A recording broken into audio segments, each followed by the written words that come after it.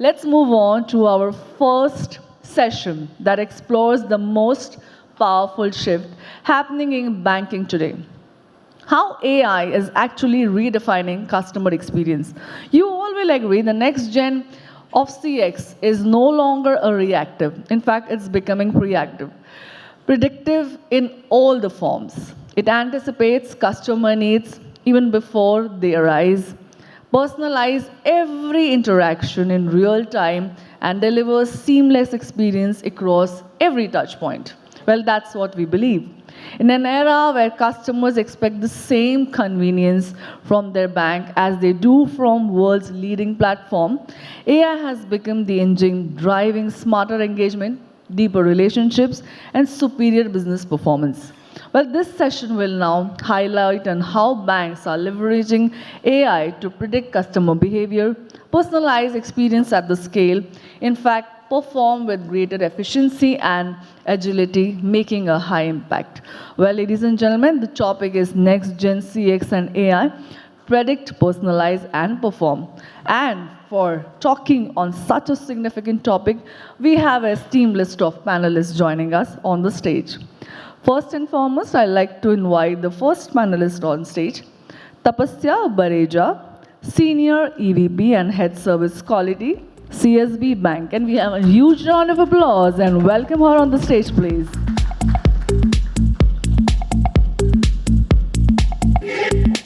Hello and warm welcome. Next joining us on the panel is Mahendra Onkar Singh Bindra, Head of Customer Experience, Unity Small Finance Bank. Can we have a huge round of applause and welcome him on the stage?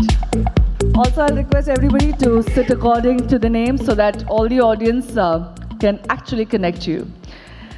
Next is joining Shashwat Kumar, Head BIU and Analytics, DCB Bank. Can we have a huge round of applause and welcome him on stage, please? Joining this panel is Suchi Mahajan, Head Fraud Prevention and Analytics, HDFC Bank. Can we have a huge round of applause and welcome her? This fabulous panel is joined by Himanshu Mishra, EVP Corporate, Head CMS, API Banking, ESG, Allianz, and Fino Payments Bank. Can we have a huge round of applause for Mr. Mishra, please? Also joining us is Akbar Y. Kondari, Chief Executive Officer, Kokan Mercantile Cooperative Bank. Can we have a huge round of applause and welcome Mr. Akbar on the stage. A very warm welcome. Joining this esteemed panel is Dr. Virat Joshi, Head of Growth, India, BFSI Digitide. Well, how could we sail without the captain of our ship that I fondly call, without our moderator? Let's navigate this conversation. Our moderator for this absolutely phenomenal panel, Abhin Matthew, VP Head, Fraud Risk and Strategy, SBN Bank, India.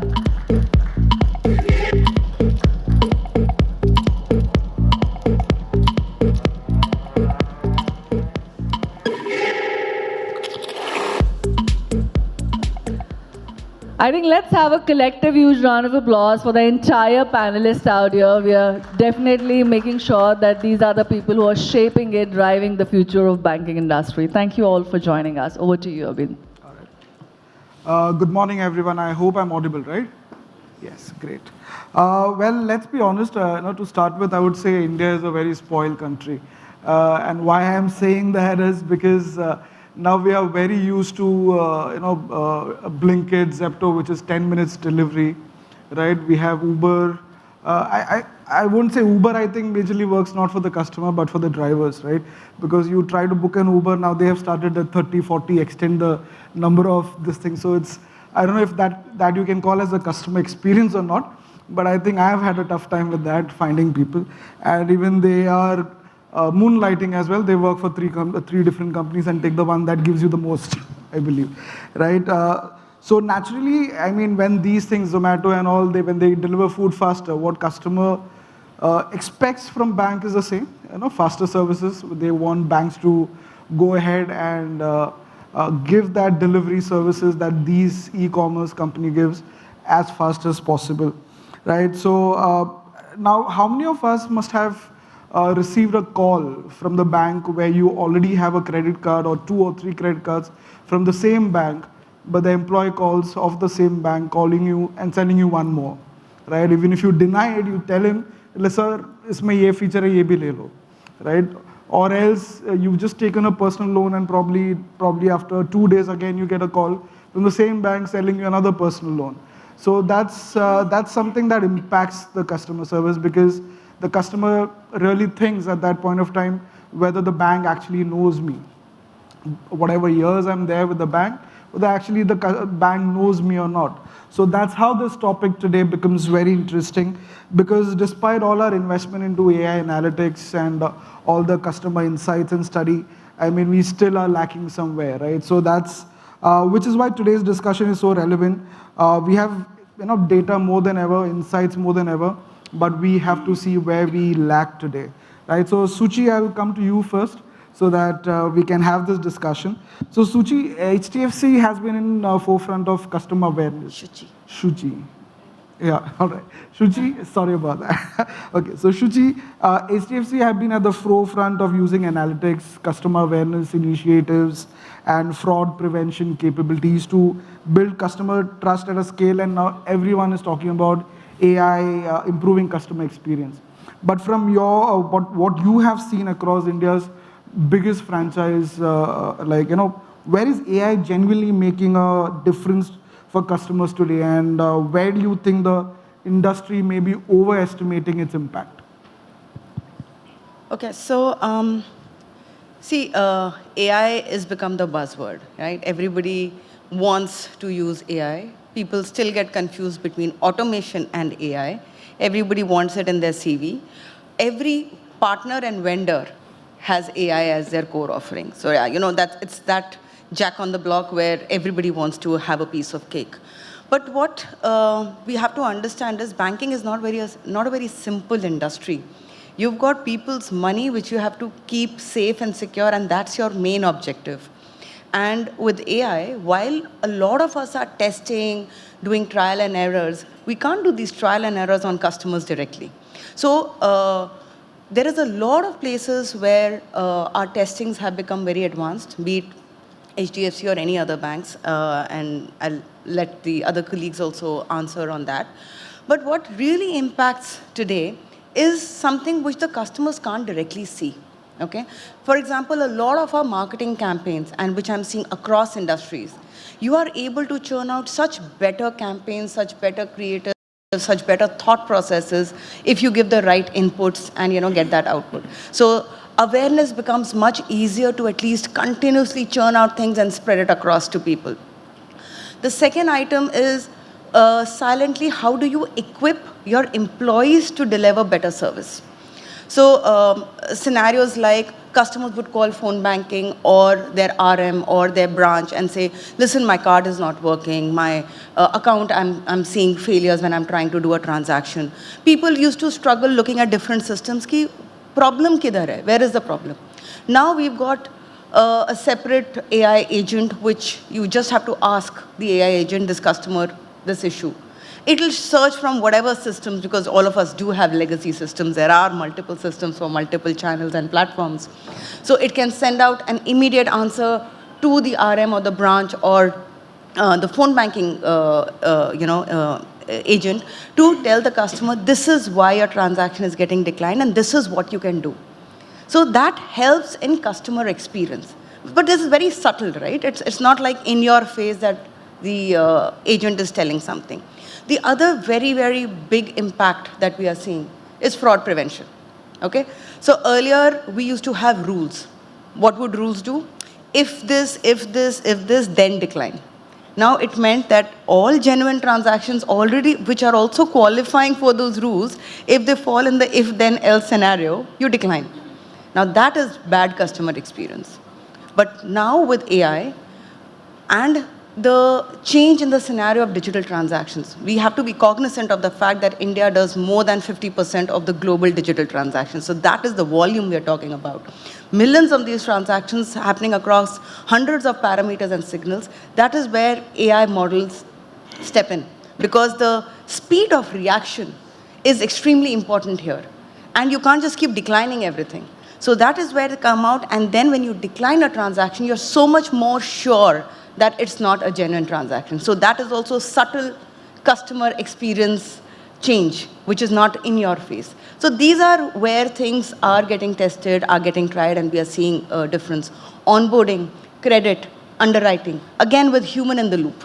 So most of the things that we are doing today are with human in the loop, because it's very difficult to just start doing things except certain basic autonomous tasks like I told you about, FAQs, customer query handling, etc. So those are the places where we are actually seeing a difference, and we are actually seeing customers appreciate it also, right? There have been so many instances where customers have written back to us saying that, dude, it's amazing that I was just doing the transaction, but because it was in the middle of the night, you called me. I appreciate that, right? So those are places where we see significant improvement. The second part of your question, where are we overestimating?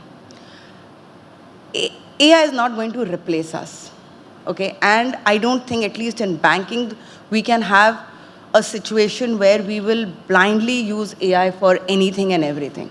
Because, as I said, it's customers' money at stake, it's reputational risk, it's a lot of other regulations, compliance, and all other items, and we are a little conservative on that aspect, right? So I don't think there'll be scenarios where you will just use AI for everything.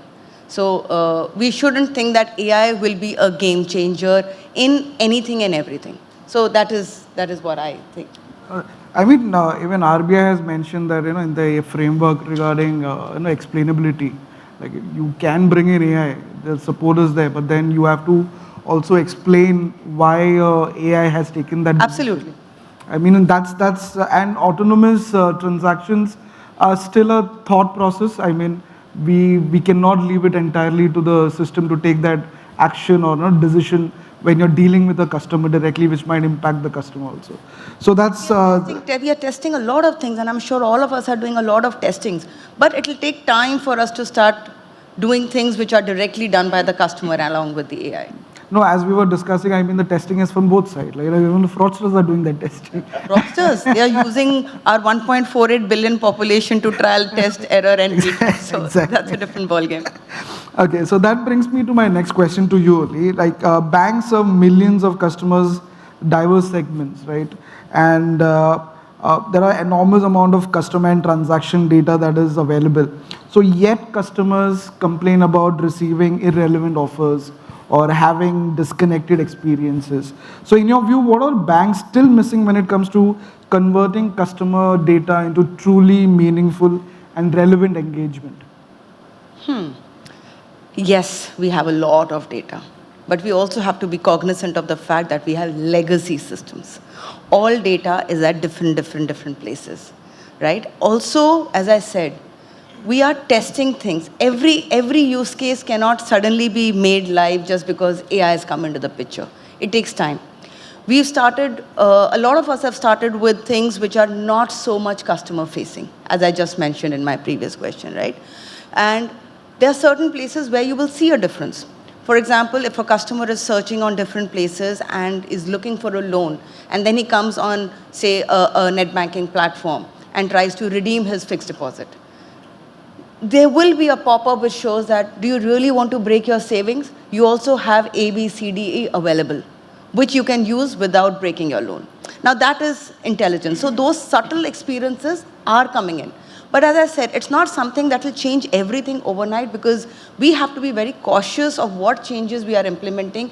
And as I said, the cost of a mistake is extremely high, right? The consequences are really high, and the stakes. So it's going gradually. Also, a lot of this data, and sometimes a lot of these cross-sell is not done directly by the banks. A lot of banks have DSAs, they have other partners who support. All of that linkages is still work in progress. So I think it is going to take a little more time. And of course, sometimes people call from any number pretending to be the bank, and they're not even from the bank. They're fraudsters. And that is where the 1600 and all of those numbers which are coming into the picture and people have to follow, that is going to help. Right? So a lot of times when they get a call, probably it's a DSA who's further delegated it to somebody else. Correct. But now that can't happen. You have to mandatorily call, even if you're calling on behalf of the bank, whichever bank is it, whatever 1600 series are assigned to you, you have to call from that. Sure. So I think there are a lot of steps that are happening, which will overall start getting that experience better gradually. It's not something that will happen overnight, but all of us are taking steps in that direction. Perfect, perfect. Thank you for that. So Virat, I'll come to you now. Digitide works closely with banks and financial institutions, right? And in areas such as collections, customer engagement, decision intelligence. So where timing and relevance of the customer interaction is very important. Correct. So I would like to understand, while real-time personalization is becoming increasingly important in collections, how do banks ensure that in the rush to make instant decisions, they are making the right intervention to the customer and not just the fastest one? Yeah, thanks. Good morning to all, and thanks for having me. As you rightly said, Digitide, we work with close to about 85 plus customers only in BFSI, and with a workforce of 55,000 employees. Interesting question, but before I dive into that area, one, what we've seen, especially in the US market, because we operate in 10 countries, every dollar spent on building an AI, there is a $6 spent on the applicability of that, especially on the service provider side. So now this is a dichotomy, because at one hand, it's supposed to be reducing the cost, but the other hand, the applicability is still costing the same. So now that's something that's the next level, people are trying to solve for. For example, my fellow member talked about the data sitting everywhere. So the data is sitting in two areas, servers, and they've created a data lake, which largely will have the images and everything. Now there is a common layer which will sit across and get the data in that required time. Now there is a huge spend there. But yes, now I recently went to a conference where 2 Stanford graduates are solving for it by creating the data bricks, where the data is instantly available. Now AI is trying to definitely solve a lot of problems, but the applicability is still a question mark. The ROI is something which is still being deliberated. Coming back to the question, we've seen a huge shift, especially into the collection side. But let me try to break this into 3 parts. How does the AI impact? It impacts 3 areas: customer experience, business experience, and the employee experience. Across these, you will see key blocks, building blocks, or key tenets where it makes an impact. Now, the collections is an integral part of the customer experience. We have seen this shift. Earlier, it used to be a traditional model where we used to outcall the customer, generate possibly a promise to pay, and do a door knock or request the customer to come in. Now, this was till 5 years back. Now, we've seen a large percentage with the help of AI, both the propensity model engine that we have created, as well as the AI calling bots. That percentage is now almost, I would say out of 100%, earlier it used to be 60% call center, 40% on the field, but now out of 100%, we have seen 40% has come on touch-free collection, which means I need to very subtly nudge the customer. And how do I do that? For that, I need intelligence, and that's where my propensity model comes into effect. Now we have the entire customer data. We have the delinquency strings. What we do is we build a propensity model, grade the customer into extremely low risk, medium risk, high risk, and extremely high risk. Now, once the classification is done, then each intervention has a nudge or a treatment criteria. So which means that customer who's extremely at high risk has 5 or 6 installments pending. We know that he's not going to pay. We will directly send somebody to knock at the door. Now, we means in this case, we partner with the banks, and of course, they are the principal here. But what I've seen, that shift from of 40% touch-free is making a huge difference, because how will a collection manager be, how will he be evaluated? He'll be evaluated on cost of collections. He'll be evaluated on rate of recovery. Now, in this case, it really impacts the cost of collection because it drops by half. So which means if a human is costing 40,000 rupees, and with the intervention of the voice bots, that drops to almost 35%, about 40%. And in this case, the cost of collection goes down. Now here, we are not impacting the customer experience, because the low risk and extremely low risk customers require a gentle nudge. You and me are on the travel, we have forgotten a payment. You don't require somebody to call me. Now, we have now taken a step forward in which these use cases are becoming better. We are partnering, we have a partner ecosystem where we have voice AI coming in. These voice AIs are, with, the LLMs getting better. They are talking like real humans. They are also going ahead and negotiating with you.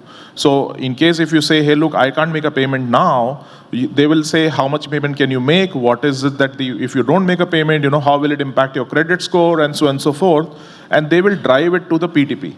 In case if the customer refutes or any intervention, that's where we do the chain, what we do is we send it to a human in that case. So a large part of that is now being done by AI. There are clear signs of how the efficiencies have increased, the cost of collections has dropped, and that adoption is quite good.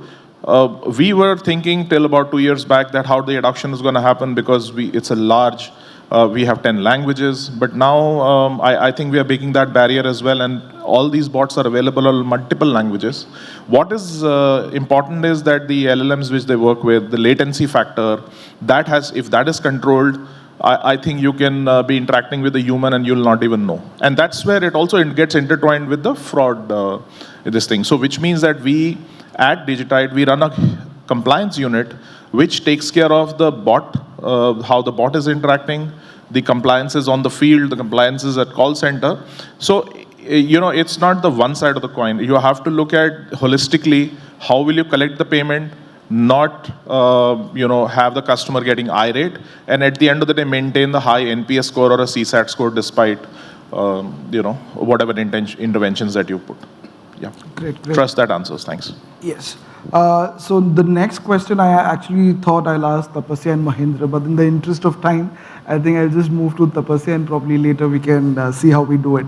So Tapasya is head of service quality at CSP, right? You are deeply involved in shaping customer journeys across channels, right? So despite years of digital transformation, many customers still feel they're dealing with different banks when they move from mobile app to a branch to some other platform that the bank has provided. Why is achieving a truly seamless omni-channel experience still such a challenge in the industry? Thanks, Sabin, and thanks for having me here. Good morning to everyone. I'm Tapasya. And a very relevant question, and I would stitch to what Shuchi also mentioned about the various channels and the various touch points which customers have. So I believe that for customer, channel is not important. What's important is the bank or the overall experience that he has with the bank when he's facing a problem or an issue.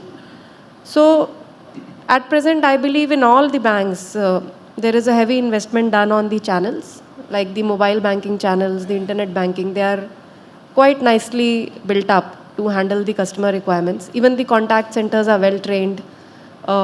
The branches also, the frontline enablement is an area which is continuously worked upon by the banks. But you see, the problem is that these channels, they do not speak to each other, right? And like Shuchi was saying, with AI coming in, there has to be a memory across all the channels. And I will like to quote an example here, which is a very live example, which happened around 2 months back in our bank only. So, this is one customer is in a suburban city in Tamil Nadu. And he suddenly opens up his mobile and sees that there are some transactional SMSs he has received on his SMS, reflecting that bank has debited around 2.5-3 lakhs in 3-4 occasions. So he just panics and he opens his mobile banking app and he sees that yes, there are some debits. So he gets more panicked. He tries to interact with the chatbot. The chatbot fails to solve the query because obviously chatbot is not that detailed. This needs a personal intervention. So then he goes to he Googles our website, and he is an elderly customer. He's around 65, 68 years of age. He reaches our website, he looks at our contact center, he calls our contact center. he has to explain his entire issue again. And he's panicked because he has lost around 4.8 lakhs out of nowhere. He was just at his home, not transacting. He's not a very live customer on mobile banking app as well. He has an app, but doesn't use it much. Now, contact center listens to the whole story, and they tell him that, yes, there are debits, and they ask him security questions and everything. The call lasts for around 1.5 to 2 minutes, but they could not freeze the channels because of some technical glitch. And they request him to go to the nearest branch. By this time, we have lost 18-20 minutes, right? Now this customer, again, goes to the branch. The branch is around 2.5-3 kilometers from his home. He reaches the branch, he meets the branch head. Branch head doesn't know anything because a separate touch point, right? Now branch head wants to know everything from detail, and he looks at the account, he listens to everything.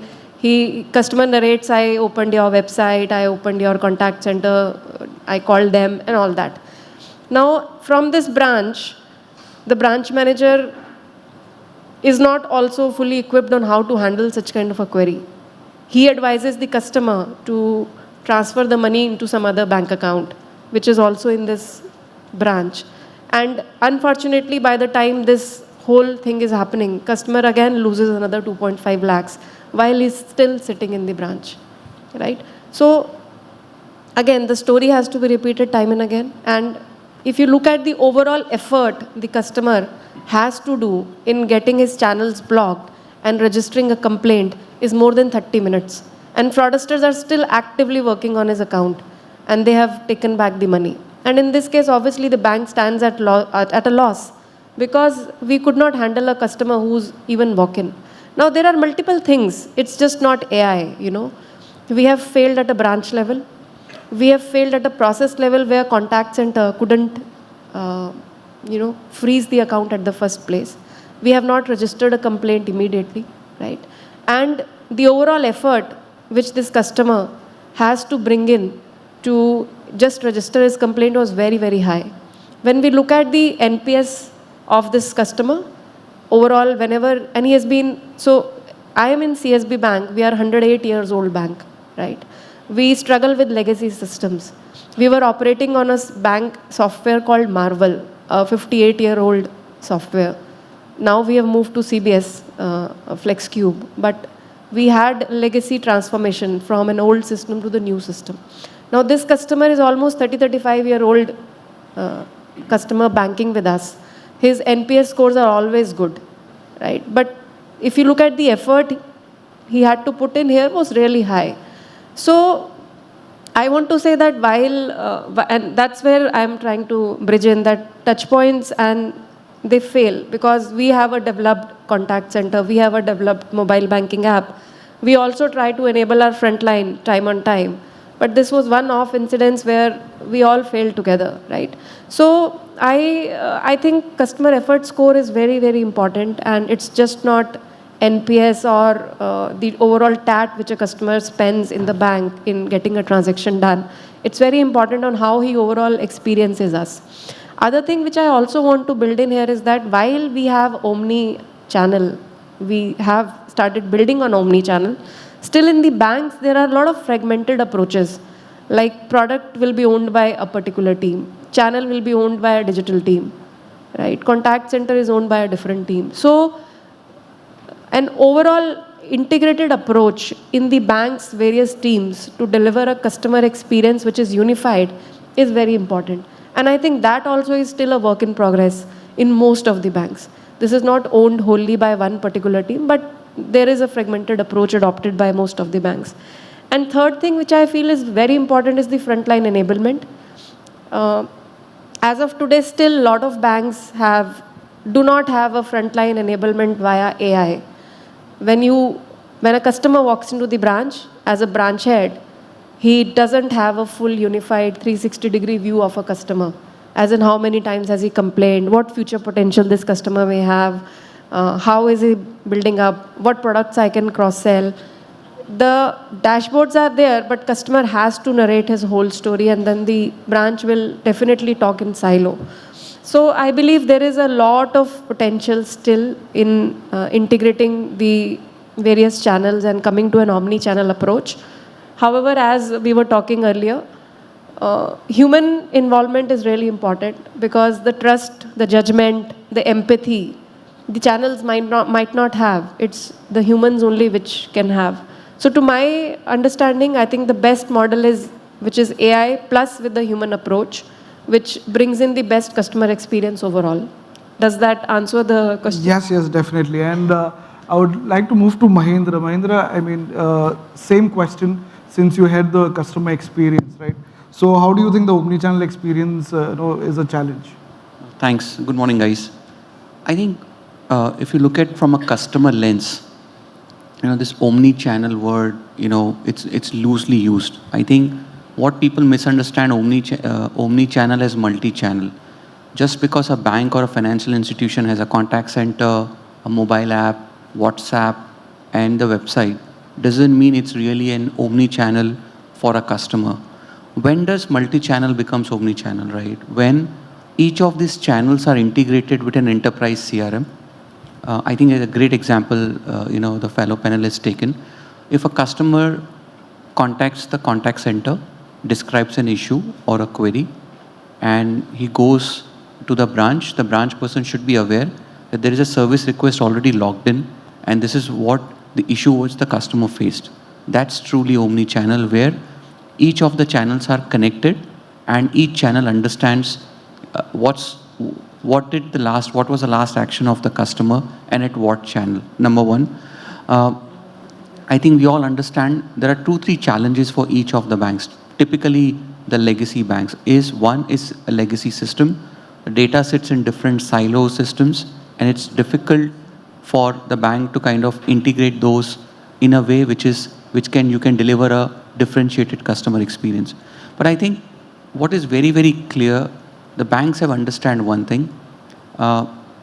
If you look at the customers, or if you look at in India 20, 30 years back, customers were comparing banks with bank, right?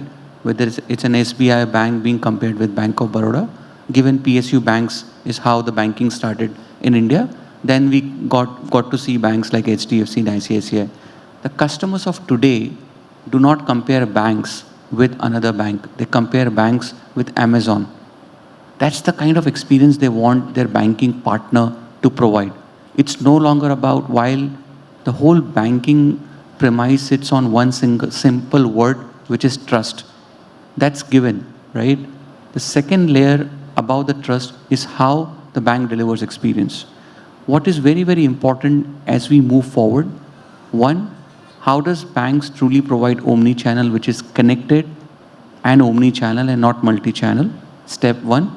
Step two, how do banks integrate their different legacy system through an enterprise CRM to ensure the right data is available? Number three, as we all know, bank has tremendous amount of data, right? But there's also a saying, garbage in, garbage out. How do we ensure that right data is utilized to deliver an experience which the customer is looking out for? We have metrics like CSAT, NPS, customer effort score. I think sometimes what we forget is, what does the customer really expect? A customer who is 25-year-old young, living in a metro city, does not have the same expectation to a female who is 45, 50 years in a tier 4, tier 5 cities. You cannot have a bank which says one size fit all approach. It has to be persona-based, cohort-based approach, right? How many people in metro cities nowadays visit a branch? Think about when was the last time we used debit card? Because of thanks to UPI, we don't need debit cards anymore, right? Similarly, if you look at a classic example, right? While the Gen Zs and others, metro customers are reluctant to go to branch, the moment you talk about a segment which is senior citizen, even for a simple request, which can be done through a contact center, mobile app, WhatsApp banking, we have seen across senior citizen customers coming to a branch, spending hour and a half, having a cup of tea, because they don't have their own family members available for them to talk to. So now that customer segment is more high touch and more relationship oriented, where they'll be more than happy to come to a branch. They avoid calling a contact center or going to a mobile app. So it's very important for banks to understand who are their customers, segment them basis persona, create customer cohort, and address them in a way which is relevant for that customer. Excellent, excellent. Himanshu, let me come to you now. Despite significant investment, right, in digital onboarding journeys, many customers still abandon the process halfway, right? Given your experience serving customers across urban, semi-urban, rural, what do you believe remains the single biggest friction point in onboarding that the industry has yet to solve? Good morning, all. Thanks, Abin. Would like to give a perspective with the real example as how we started the journey and then to take you on the friction side. So 9 years back when we started the journey, we wanted to have a solution where the customer onboarding and the merchant onboarding was to happen from all across India, rather Bharat, especially tier 4, 5, 6, 7 even. And the biggest friction at that time for the assisted model as how to train the customer, the end user, as how to disseminate the information to the bank for the onboarding or especially the account opening. So first thing was the easy UI UX, because till that time the complex structure which was there on the multiple screen at the Finacle or other CBS platforms, how to give access to the at physical model to start with, the ease of the platform rather than having a lot of multiple TRAN type to use at the user level. At the physical level, we had the simplest possible screen where they can disseminate the information to the bank for account opening. Another challenge at that time was also because the major dependency was there on the physical form, the OSVs of the word. And there we started with the tool of BioAuth, which later we had Iris, and now FaceAuth is also there, which added where at least the initial information of the customers is getting validated. OTP is the another tool which is there for the speed, and then all the data which was getting captured was to verify. So one is dissemination of information, second is the validation of that data. Your PAN number validation, and there are a lot of databases which banks are having where this data gets scrubbed before onboarding. For FRM, for AML, and for fraud, for so many other angles are also there. There's a database where the international customers' names are also there. So a lot of databases where this has to be scrubbed.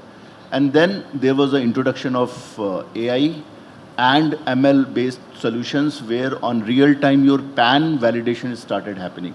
Your data scrub, which was taking 2 hours, 3 hours, that started happening in a couple of minutes.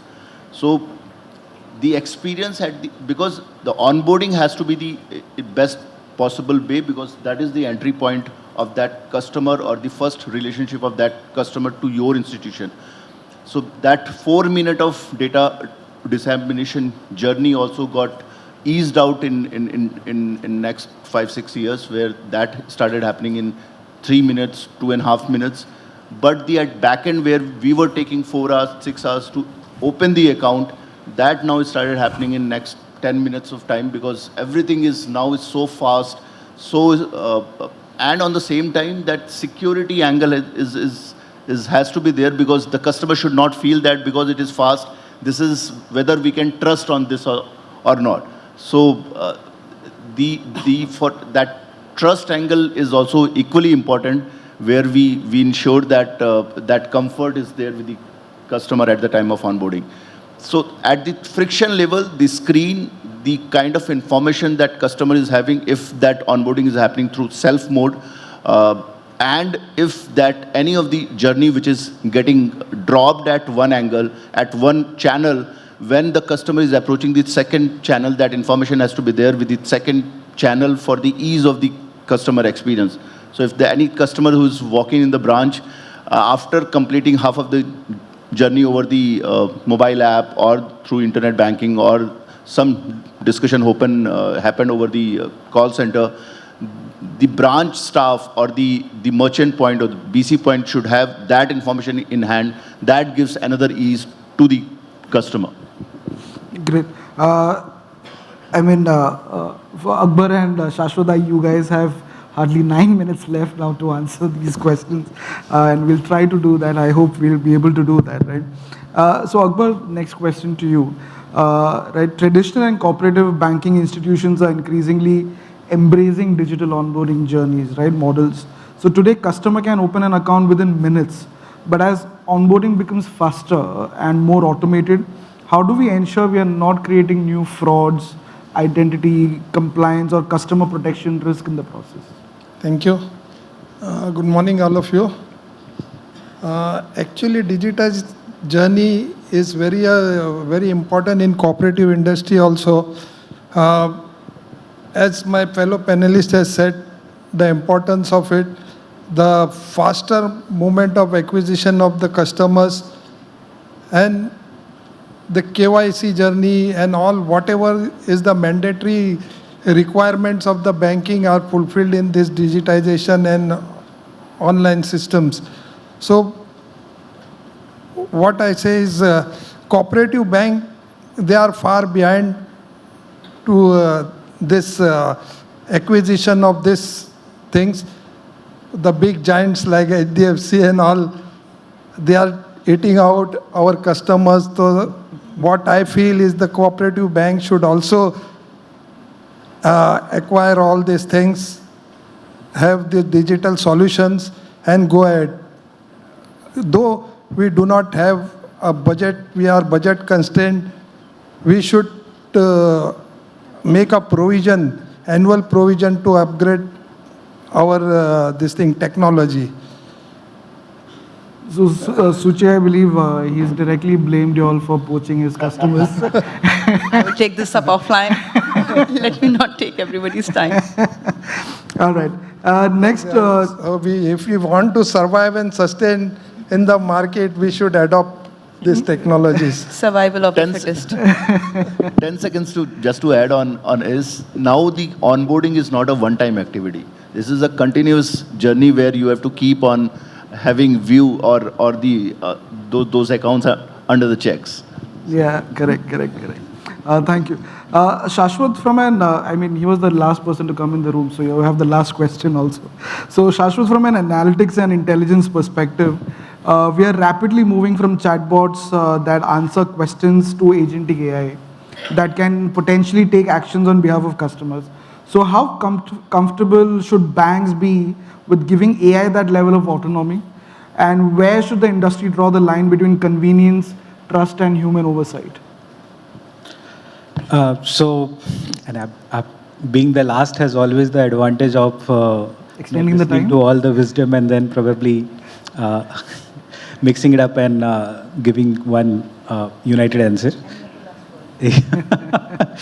So to answer your question, bank should be pretty okay with agentic AI, but not with the autonomy. Okay. So let me take an example of wheel. Wheel was not always round when it was invented. It took some time to get round in shape, which was the most efficient structure. And the car was not invented the pretty day the wheel was round. So taking the same example of AI and bringing it to banking, AI is shaping. And it will be wrong to say it's not helping. It is helping. And we are witnessing the result. If we are seeing $1 trillion IPOs, there is some good that it is creating and it is reshaping the way the decisions are being taken. But is it the right time to trust agent to take decisions? I would say maybe segment it, because if you look at the kind of every decision is evaluated in three parts, okay? Which is on the, is it low risk decision, medium risk decision, high risk decision? And the second part is, can it be reversed or not? Okay. So a low risk decision, and if it can be reversed, let's say within 24 hours, maybe, yes, okay, you can put some autonomy to the agents. If it is anything else, I would say put a human in the loop, yeah, or take confirmation. And for anything which has a no reversal or reputational risk or regulatory risk, that's a big no-no, not at this point. But at some point of time, yes, we are all hopeful around it. Yeah. Yeah. I'll just add to that. Sorry. So just to add, so I'll resonate with two countries, US and India. And this, I am seeing this common factor. So, sir, to your point, the most difficult to, the US environment in banking, the credit union is like a cooperative bank. It is very difficult to poach a customer from credit union to a JP Morgan. It's the other way around there. Why? Because they can just drive down and, sit with the branch manager, have a cup of coffee. And in India, so this is, in India also, there are hardcore, customers who would never leave you. The second is, it's a regulated industry, banking. Today, if you see, there is a enterprise layer, so which is, there is a CBS, on top of that, there is a CRM, on top of that, there are multiple applications. And all this, the processes are defined that the customer has to follow. Yeah, because we can't do this, so he has to follow. Now, non-banking, because we service a lot of non-banking customers, the pyramid is just reversed. So they keep the customer first and then design everything. So today, an Amazon is thinking, how can I sell more to Virat? Start with Paytm, started as a payments bank, now they have Paytm Mall. Now, a lot has gone into that application. It's the same with Grab Taxi, it is same with Uber Eats in US, across the globe. Because I will not say they are not regulated, but they have the freedom to adopt quickly. So that adoption is very quick. In Indian context or in banking concept across the globe, it's highly regulated. And the core purpose being protect the customer interest, protect the customer's money, make sure that the fraud prevention is given the topmost priority. So my view is that the adoption has happened over the years. It is taking its own time. But if I draw a parallel across, India is still at a very, very fast pace. And I think we should be proud about that. Thank you.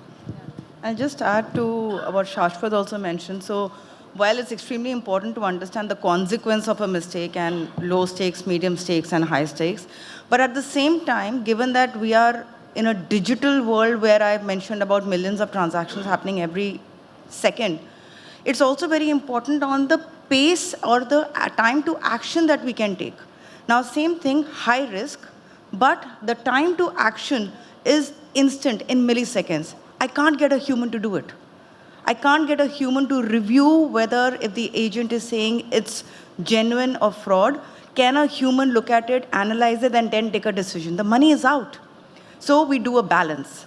We decline because I know it's extremely suspicious. You follow it immediately with an automated call or an automated WhatsApp message so that even if I've declined, and there could be a chance of a false positive, I can immediately undo and say that if it's a genuine transaction, we make the customer try again, which is not so bad as not taking the decision and letting the fraudulent transaction go through. So I think that pace and the time to action, if it is instant, that is somewhere also that we are seeing AI come in, and I think it's doing reasonably well there.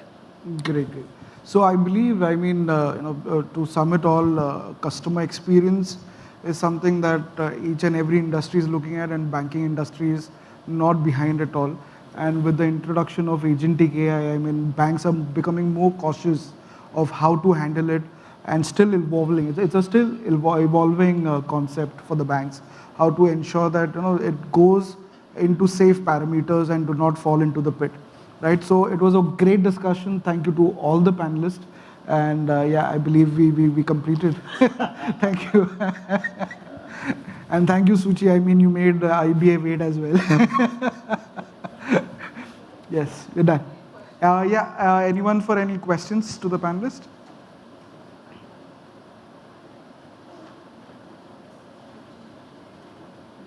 Okay, great. Any questions? Quickly, no one? Okay, I think when there's no questions, I think everybody concerns have been addressed properly. Fabulous discussion. Can we have a huge round of applause? And also on that note, as a very special gesture, Dr. Viraj Joshi, Head of Growth, India, BFSI, Digitide, we would like to extend a thanks to all the panelists that you all have joined, taking time out of your busy schedule and opened this platform for a meaningful conversation here. As a part of that, he's also presenting you the memento. So I'll request Dr. Viraj Joshi to please join us on center stage and felicitate all the panelists along with the moderator with the memento, at the same time the certificates as well.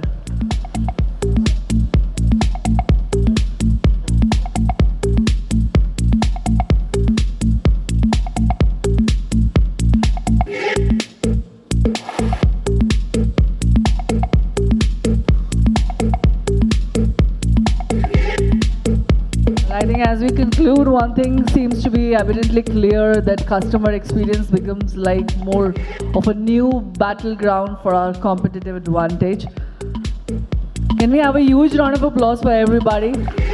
Thank you, Mahendra, Onkar. Thank you so much. I'll request Shashwat Kumar to please join us on the center stage and accept the certificate. Can we have a huge round of applause, everybody? I'll request Suchi Mahajan to please accept the certificate. Thank you once again. Great insights, ma'am, from you. Can we have a huge round of applause? I may request Himanshu Mishra.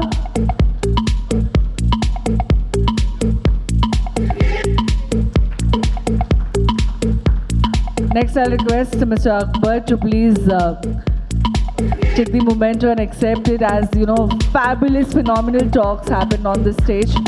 I may now request the moderator. Thank you so much for navigating these conversations. Abhin Matthew, thank you for some of the fabulous questions, in fact. Dr. Viraj Joshi, I'll request you to be here, as I'll call upon Mr. Anup Kumar Mohta, Head Credit Monitoring and Strategy, Commercial Banking, Kotak Mahindra Bank, to please join us to felicitate Dr. Viraj Joshi. Thank you, sir, once again. Fabulous conversation with all the panelists out here. Come on, can we have a huge round of applause?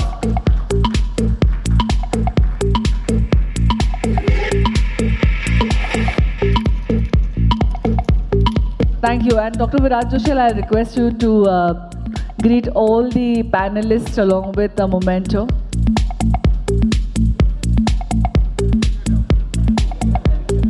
I think we should go there.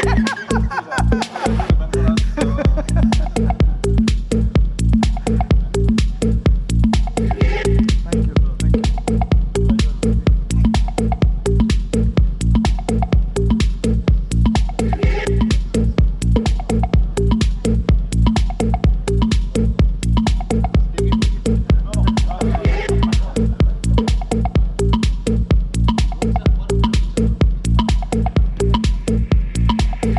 Can we have a huge round of applause for the entire panel, please?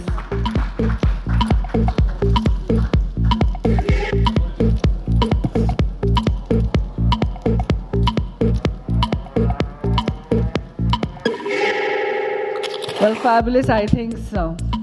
We have a most key takeaway from all the panelists out here. Thank you, leaders, for great conversations, some thought-provoking, meaningful discussions. Thank you.